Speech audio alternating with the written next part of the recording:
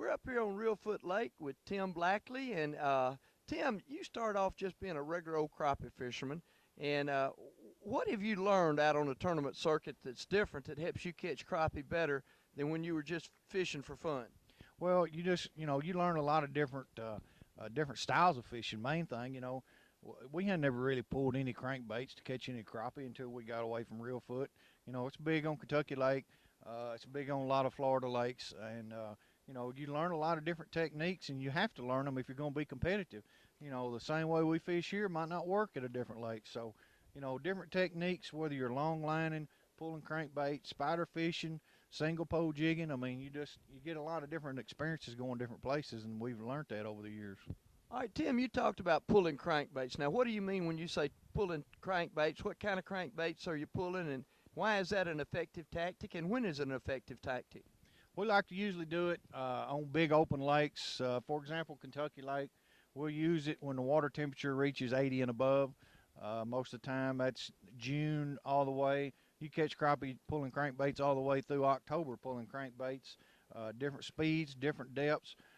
We use Strike King, slab hammer crankbaits. They just come out with a new series a couple years ago. We was fortunate enough to get on board with Strike King and help them develop these baits that catch crappie. We got excellent colors.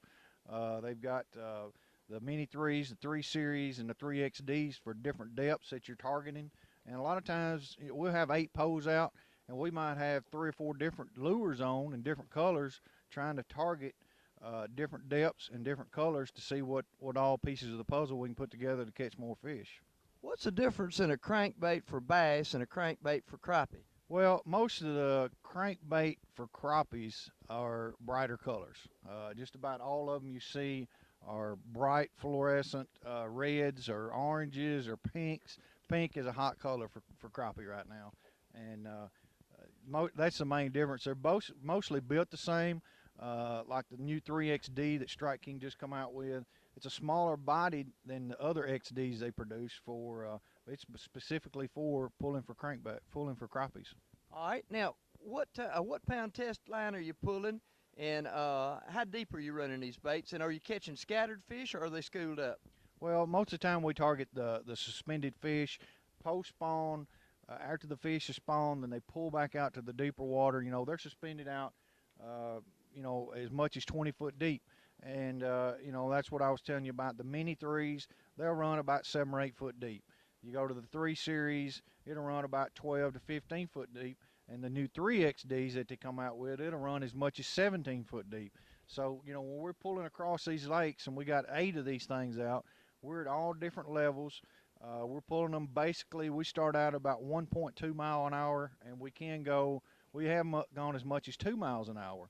And what that does, of course, the faster you go, the harder these things dig and the deeper they get. Sometimes we fish under them, we'll have to slow up a little bit, and we'll get these baits up in the water column to where they're actually going through where the fish are suspended, and we'll catch more fish when we slow up. All right, you were talking about going 1.5 to 2 miles an hour. How do you determine how fast you're going? On the GPS, we got GPS miles per hour. We got depth finders everywhere on here, so we watch that. All right.